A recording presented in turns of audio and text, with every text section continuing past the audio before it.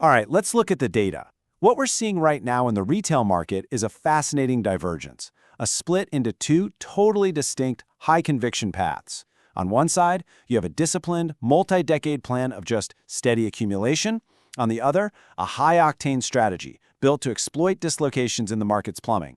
We're going to break down the data on both. And this quote right here, this perfectly captures the conviction behind that second path.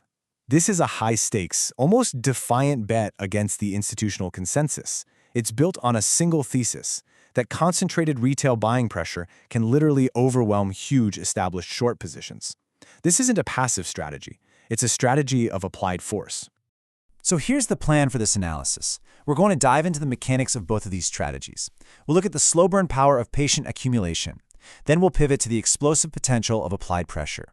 We'll weigh the bull and the bear case for each, and then figure out which playbook really fits which type of investor.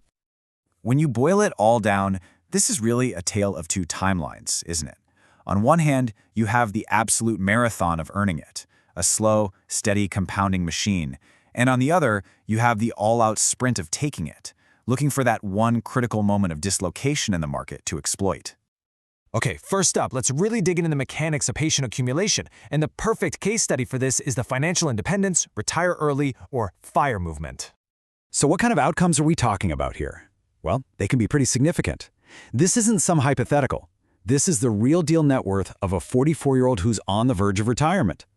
The engine behind this number? An annual savings rate of over $1.3 million, mostly fueled by selling vested stock grants. Now look, this is definitely an outlier, but it shows you the absolute maximum potential of this strategy.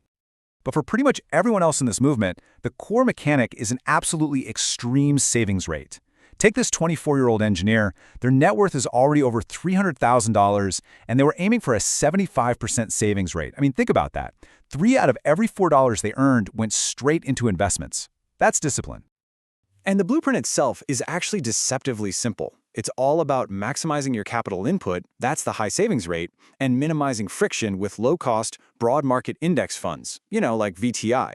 The whole game is to aggressively grow your income, keep your lifestyle in check, and then just let the magic of compounding do all the heavy lifting over decades. Now, what's really interesting here is how this table visualizes that income progression. See, this isn't just about being frugal. This user went from making 26 grand a year to over 200 grand.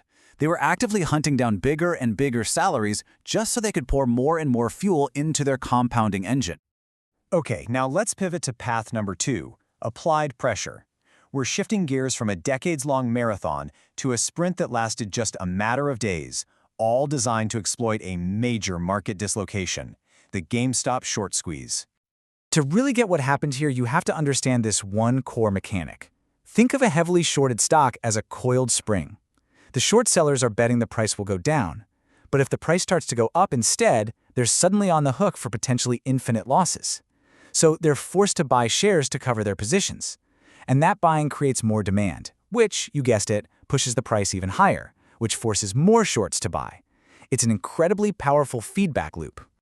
And this timeline just shows the sheer velocity of this event. We're not talking years here. We're talking about a handful of trading days. Billions in losses for shorts, forced closures, and then the critical moment where brokerages stepped in and halted buy-side liquidity. The volatility that followed was just absolutely extreme. And believe me, this impact was not abstract. These are quantifiable catastrophic losses. Melvin Capital lost 53% of its value in 1 month. D1 Capital Partners was down $4 billion. That applied pressure from retail buyers triggered a cascade that completely dismantled massive institutional positions. But let's take a step back and think about the human element for a second. This quote, it's from a FIRE subreddit user, but couldn't it just as easily apply to both groups? The underlying goal here for a lot of people isn't just about the money, it's about freedom. Freedom from a corporate job you can't stand, or freedom from a financial system you feel is stacked against you. Okay, so let's put these two strategies head to head. Let's do a comparative risk analysis. What are the operational risks and what are the potential rewards for each of these paths? So here's the fundamental difference in the risk profile. The FIRE strategy is basically a long-term bet on the broad market's performance over time. So its biggest risks are also long-term, a stagnant market, inflation, and just plain old personal burnout. The squeeze play, on the other hand, is a bet on a failure in the market's microstructure at a specific moment in time. And the risks there are incredibly acute. Catastrophic loss, insane volatility, and counterparty risk, like when the buy button gets turned off. All right, we've broken down the mechanics, we've looked at the data, we've analyzed the risk profiles, and that brings us to the final analysis. Ultimately, it really all boils down to this one question. Neither of these paths is inherently right or wrong, but man, they require fundamentally different psychologies. One demands decades of just unwavering discipline. The other requires an iron stomach for volatility and the very real possibility of a total loss. So you have to ask yourself, which game are you actually built to play? Understanding the rules, the risks, and the discipline your chosen strategy demands, that is everything. And remember, this analysis is strictly for educational purposes, and it's based on data that changes fast. Markets are incredibly dynamic. Always do your own due diligence, stay disciplined, stay liquid. We are tracking these flows in real time. While you analyze the next move, check out the tools in the description.